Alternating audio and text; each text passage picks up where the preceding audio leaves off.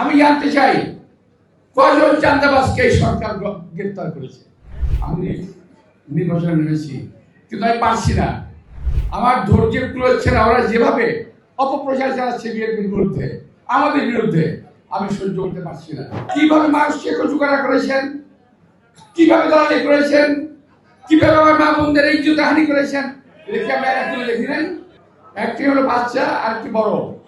বাচ্চাদের সব স্বীকৃত হবে এবং এই ব্যাপারে তারা উচ্চ পর্যায়ে সরকারের উচ্চ পর্যায়ের লোকদের সঙ্গে বৈঠক করেছে। তারা কিভাবে ইঞ্জিনিয়ারিং করে এই সিটগুলো জিতে যাবে, যাতে বিএনপি ক্ষমতায় আসতে না পারে এবং যাতে এই ধরনের লোকগুলো, সেই মূল এবং তার বাচ্চা, তারা যেন ক্ষমতা আসতে পারে, এই প্রক্রিয়া তারা চালিয়ে যাচ্ছে। আপনি খেয়াল করে দেখেন এদের নির্বাচনী প্রক্রিয়া এবং প্রচারণা অত্যন্ত দুর্বল, নাই বললেই চলে।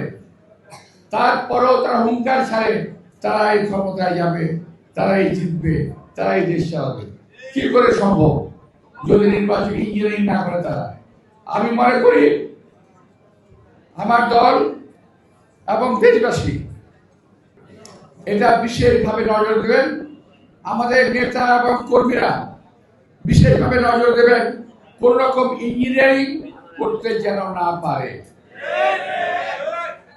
তারা অপকর্ম করতেছে, নিজেরা চাপিয়ে দিচ্ছে বিএনপির উপরে, নিজেরা চাঁদাবাজি করতেছে, নিজেরা চাপিয়ে দিচ্ছে বিএনপির উপরে। কি দুর্ভাগ্য আমাদের, ওদের সরকার ক্ষমতায় আর আপনারা বলেন যে বিএনপি চাঁদাবাজি করে। সরকার কি করে? বিএনপি হাতে যে ক্ষমতা ছিল সেই ক্ষমতা দিয়ে এ পর্যন্ত প্রায় ৬,০০০ কর্মীকে বহিষ্কার করা হয়েছে। আমি জানতে চাই কয়জন চাঁদাবাজকে এই সরকার গ্রেফতার করেছে। একজন চাঁদাবাজ গ্রেফতার করে নাই, কারণ তাদের সকলের চাঁদার মাপ পরিমাপ অনেক বেশি। আমি বাই নেম বলতে পারি, কিন্তু বলবো না, ইলেকশন আগে তো বলবো না কে করে, কার কাছ থেকে করে, সব জানি ওগুলো আমরা। কিন্তু চাপিয়ে দিচ্ছেন বিএনপির উপরে, বিএনপি নেতৃবৃন্দের উপরে। ইলেকশনে আপনাদের বলার কিছু নাই। দেশের জন্য কি করেছেন বলতে পারবেন? যারা কথা বলেন, অনেকে বলে যে আমরা দুইবার কি বলে আওয়ামী লীগকে ভোট দিলেন, বিএনপিকে ভোট দিলেন, এবার আমাদেরকে দেন। আমাদের একবার দেখেন। কেন ভাই?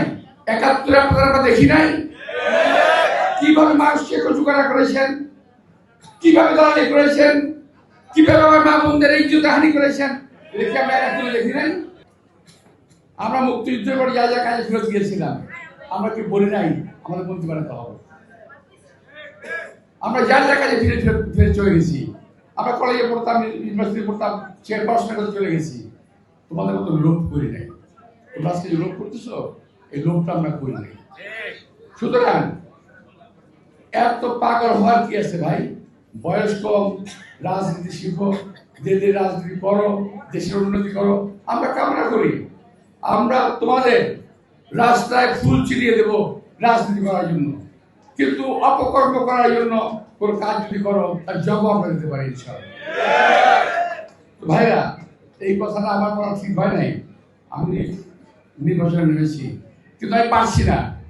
আমার ধৈর্যের কুলোচ্ছে না। ওরা যেভাবে অপপ্রচার চালাচ্ছে বিএনপির বিরুদ্ধে, আমাদের বিরুদ্ধে, আমি সহ্য করতে পারছি না।